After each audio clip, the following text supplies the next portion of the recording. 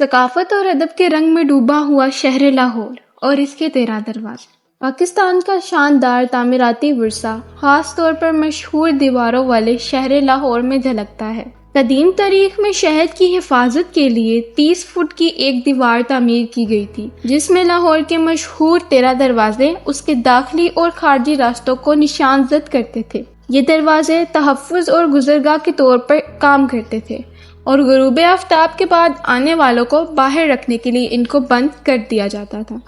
آج کے دور میں 13 میں سے صرف 6 دروازے اپنی جگہ پر موجود ہیں، باقی 7 دروازے وقت کی سختیوں کے ساتھ ساتھ ہی تباہ ہو گئے تھے، لیکن ان کا نام آج بھی زندہ ہے۔ دلی دروازہ انگریزوں کی طرف سے گرائے جانے کے بعد گیٹ کو دوبارہ تعمیر کیا گیا تھا، لیکن ایک سادہ ڈھانچے کے طور پر۔ اس دروازے کی ایک امتیازی خصوصیت شاہی پگڈنڈی ہے، جو کبھی لاہور سے مغل خاندان کے دارالحکومت دہلی تک جانے کا واحد راستہ تھا۔ اس گیٹ کے داخلی راستے سے بہت سی اہم تاریخی عمارتوں کا دورہ کیا جا سکتا ہے، بشمول وزیر خان کی مسجد اور شاہی حمام۔ مشہور زمزمہ بندوق اور ایک بور کی توپ لاہور میوزیم میں منتقل کرنے سے پہلے دلی گیٹ پر ہی رکھی جاتی تھی۔ بھاٹی گیٹ انگریزوں نے اصل ڈھانچہ کو گرا دیا تھا اور بعد میں اسے دوبارہ تعمیر کیا گیا تھا۔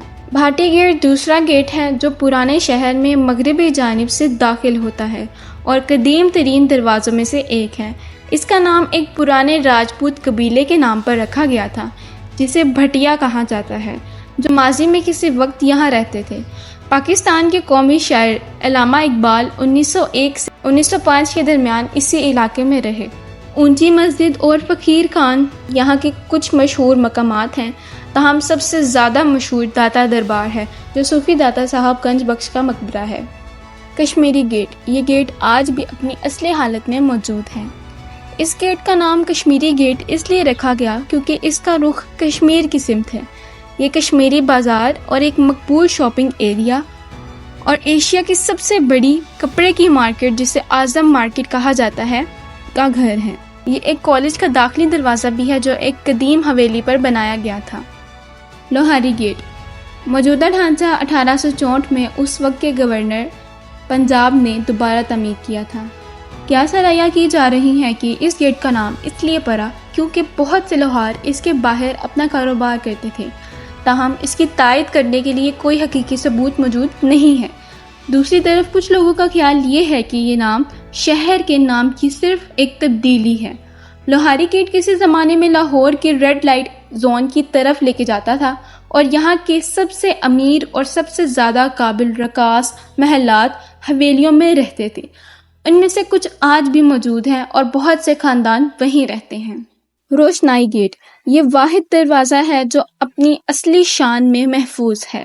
روشنائی گیٹ، جس کو روشنیوں کا دروازہ بھی کہا جاتا ہے کیونکہ شاہی اہلکار شام کو اسے روشن کرتے تھے، اسے دیوار والے شہر سے دیکھا جا سکتا تھا۔ یہ رات کے وقت مسافروں کی رہنمائی کے لیے کیا گیا تھا۔ یہ کبھی شہر کے مرکزی دروازے کے طور پر استعمال ہوتا تھا۔ بہت سے درباری، رئیس، شہنشاہ اور اعلیٰ طبقے کے لوگ خاص طور پر دربار میں حاضری کے لیے اس دروازے سے گزرتے تھے۔ یہ وہ دروازہ بھی ہے جو قلعہ لاہور اور بادشاہی مسجد کو الگ کرتا ہے۔ مستی گیٹ یہ گیٹ اب موجود نہیں ہے کیونکہ برِ صغیر میں انگریزوں کے آنے کے بعد اسے تباہ کر دیا گیا تھا۔ مستی گیٹ لاہور قلعہ کے بالکل پیچھے کھڑا ہے۔ قلعہ تک پہنچنے کے لیے اسے اکثر مغل حکمران استعمال کرتے تھے۔ یہ مریم زمانی کی مسجد کے قریب بھی واقع ہے، جو شہر کی قدیم ترین مساجد میں سے ایک ہے، جس کا نام جہانگیر کی والدہ کے نام پر رکھا گیا تھا۔ اکبری گیٹ اسے انگریزوں نے گرا دیا تھا۔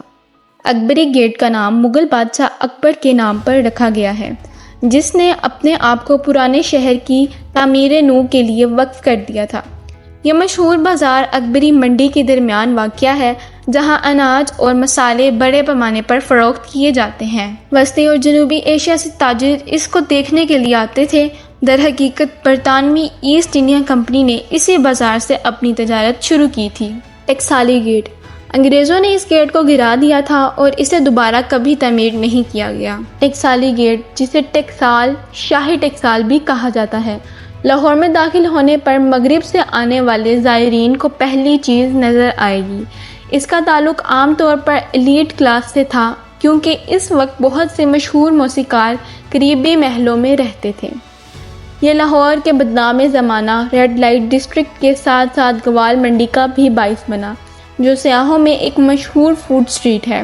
متعدد مقامی دکانیں بھی آس پاس کے علاقے میں موجود ہیں جو خاندان کی پرانی ترکیبوں سے تیار کردہ مقامی لذتوں کو پیش کرتی ہے۔ موچی گیٹ، برطانوی راج کے دوران اسے گرا دیا گیا تھا۔ موچی گیٹ موچی باغ کے داخلی دروازے کے طور پر کام کرتا ہے، جہاں ماضی میں پاکستان کے کئی قابل ذکر رہنما تقریریں کر چکے ہیں۔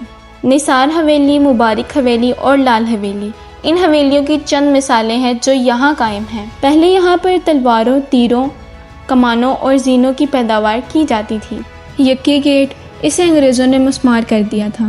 یاکی گیٹ پرانے شہر کے مشرقی جانب آخری دروازہ ہے۔ اس کا اصل نام ذکی ہے، ایک ایسے شخص کے نام پر رکھا گیا تھا جو شمال سے مغل حملہ آوروں کے خلاف لڑتے ہوئے اپنی موت کے منہ میں چلا گیا تھا۔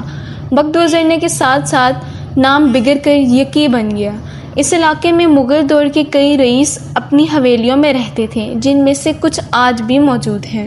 شاہ عالم گیٹ، 1946 میں تقسیم سے پہلے فسادات نے گیٹ کو جزوی طور پر جلا دیا تھا اور اسے دوبارہ تعمیر کرنے کے لیے 1957 میں منہدم کر دیا گیا تھا، لیکن وہ منصوبہ کبھی بھی عملی جامہ نہ پہن سکا۔ شاہ عالم گیٹ پہلے بھیڑ والا گیٹ کے نام سے جانا جاتا تھا۔ اس کا نام اورنگزیب کے ایک بیٹے شاہ عالم اول کی وفات کے بعد ان کے اعزاز میں رکھا گیا تھا۔ اسے مقامی باشندوں میں شوق سے شالمی کے نام سے جانا جاتا ہے۔ شاہ عالم مارکیٹ، جو شہر کی سب سے بڑی تجارتی منڈیوں میں سے ایک ہے، گیٹ کے قریب ہی قائم کی گئی ہے۔ یہ اب بھی ایک مصروف جگہ بنا ہوا ہے کیونکہ لوگ یہاں بڑی تعداد میں سامان خریدتے ہیں۔ موری گیٹ، گیٹ تباہ ہو چکا ہے اور یہ علاقہ اب لاہور کی سب سے بڑی مچھلی منڈی بن چکا ہے۔ جیسا کہ نام سے ہی محسوس ہوتا ہے، موری یعنی چھوٹا سوراخ۔ یہ دیوار والے شہر کے جنوب میں سب سے چھوٹا دروازہ تھا، اگرچہ اسے کبھی بھی سرکاری دروازوں میں سے ایک کے طور پر نہیں سمجھا گیا، لیکن اسے 13ویں دروازے کے نام پر جانا جاتا ہے۔ یہ واحد گیٹ ہے جو کبھی شام کے وقت بند نہیں ہوا تھا۔